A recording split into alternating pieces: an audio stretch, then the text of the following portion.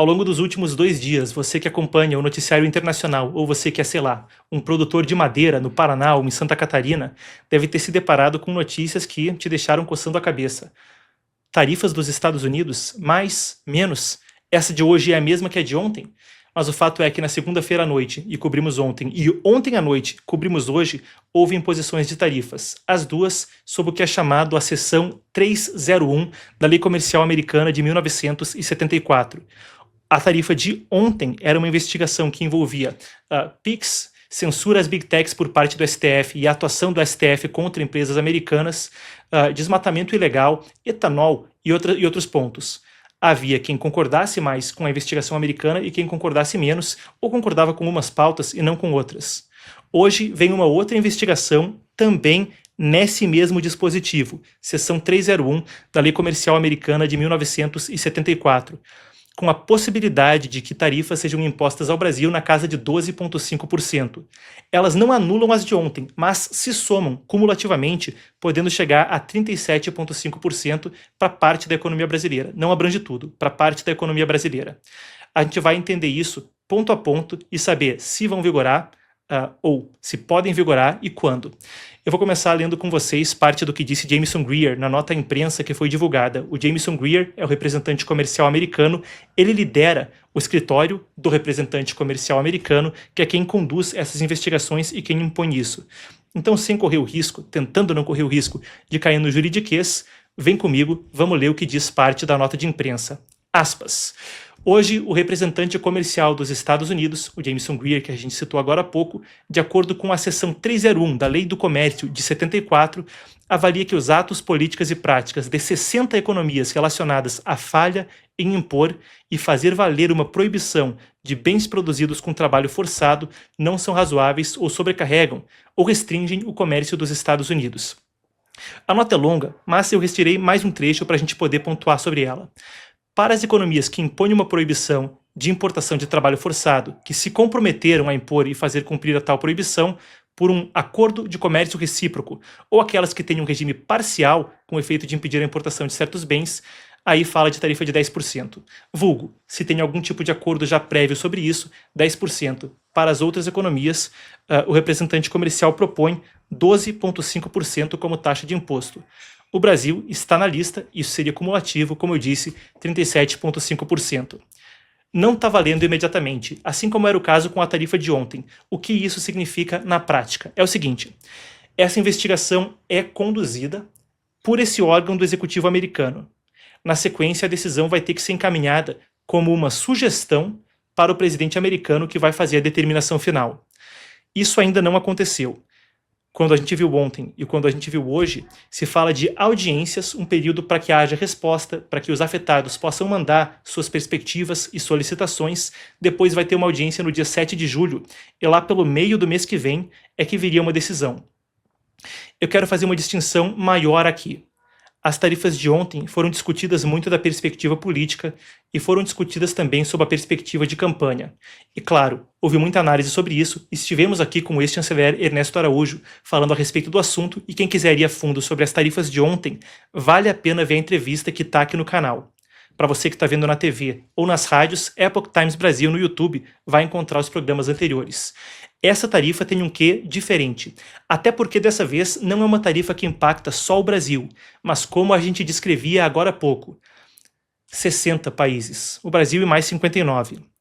Então o que está acontecendo e por que se está falando de países que incluem sim, por exemplo, China, Vietnã, países que têm um histórico sobre trabalho forçado, mas também, por exemplo, a União Europeia, que tem algumas das leis trabalhistas mais rígidas do mundo, e aonde mesmo se faz piada por ocasião sobre ser um lugar com menos quantidade de trabalho que outros lugares, menos carga horária de trabalho que outros lugares. E a resposta fica por conta da seguinte análise.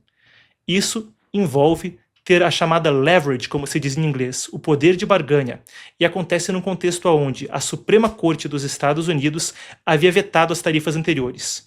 Esclarecendo agora a confusão sobre o tarifaço. Trump havia imposto no ano passado tarifas mundo afora utilizando um recurso legal chamado AIPA, a Lei de Poderes Econômicos Emergenciais Internacionais, ou AIPA, um nome faceiro aí em inglês, não é? AIPA. Bem, a Suprema Corte dos Estados Unidos derrubou aquelas tarifas, julgou que Trump não podia usar aquele instrumento legal para impô-las. O resultado é o que agora se vê. Os Estados Unidos têm outros mecanismos para poder fazer isso valer. E a seção 301 permite que isso ocorra de forma a não envolver o Congresso e não envolver o Judiciário. Tem poder maior ali para que se possa acontecer a situação só pelo Executivo. Aqui eu tenho uma citação que vem do Washington Post, um dos principais jornais dos Estados Unidos, que consultaram então o Ryan Majerus, que é o sócio de uma consultoria que lida especificamente com isso. E eu quero trazer a frase dele para embasar a nossa percepção sobre o assunto. Aspas, então, para Ryan Majerus, um dos principais consultores, creio que no mundo, sobre isso. O Poder Executivo tem uma tremenda autoridade sob a seção 301. Eles são o juiz, o júri e o carrasco, então não precisariam passar, fecha aspas, então não precisariam passar por outros órgãos para fazer isso valer. O resultado é que o Brasil fica no meio de um cenário onde não se mira diretamente o Brasil, mas se mira uma capacidade do governo americano de ter as tarifas à sua disposição no cenário internacional. É esperado ainda, que isso se complemente com mais um conjunto de tarifas que vão surgir nos próximos meses. Tem outra investigação na 301 sobre excesso de capacidade de produção. O Brasil não está na outra, a China está. Então é para dar essas ferramentas para o governo americano, segundo uma série de análises, que não passam só pelos analistas ou pelas consultorias que eu citava agora há pouco. Aqui a gente tem o Bernd Lang, que é então um eurodeputado, um membro do Parlamento Europeu, da Comissão Europeia, fazendo uma distinção. Deixa eu me corrigir aqui para ter precisão. São dois órgãos diferentes da Comissão Europeia. Então ele falou por parte da União Europeia sobre isso e disse que os resultados dessa investigação, podemos colocar na tela aqui, eu leio a fala dele, sobre as medidas supostamente insuficientes da União Europeia contra o trabalho forçado, mostram uma coisa: o que não se encaixa é forçado a encaixar. Após a derrota na Suprema Corte, Washington busca novos fundamentos jurídicos para sua política tarifária, e parece ser esse o caso. Trump insistia consistentemente que tarifas são segurança nacional. E aqui não é fazendo algum tipo de juízo de valor. Sequer emitindo opinião, Só estou tentando trazer as coisas para dar ao público as ferramentas e a gente poder navegar por esse cenário. Mas Trump de fato falava, tarifas são segurança nacional. Quando se fala agora sobre essas, elas seriam uma forma de conseguir recuperar um recurso que Trump acreditava ter na manga, mas perdeu na Suprema Corte dos Estados Unidos. Quando se fala sobre a forma como ele quer conduzir a política externa americana, que se distancia de mecanismos anteriores, como a Organização Mundial do Comércio na ONU, ou órgãos de mediação, e foca em pressão econômica, pressão militar e a diplomacia personalíssima, a relação olho no olho, sem tarifas é difícil ter poder de barganha. E agora, quando se fala sobre isso, parece ser um fogo cruzado, onde não só o Brasil, mas muitos países ficam envolvidos. No final das contas, chegando o meio de julho, é que a gente vai saber se essa tarifa vai valer ou não para o Brasil. Mas independentemente das consequências locais, o contexto me parece ser um no qual Trump busca o poder de barganha na sua política econômica. Um último acréscimo aqui, Logo antes da gente entrar, teve já reação do Brasil também a respeito do assunto. Lula, assim como rechaçou ontem aquela tarifa que vinha sob a seção 301, falando sobre instituições financeiras, STF e por aí vai, hoje também falou sobre o assunto e rechaçou essa outra tarifa.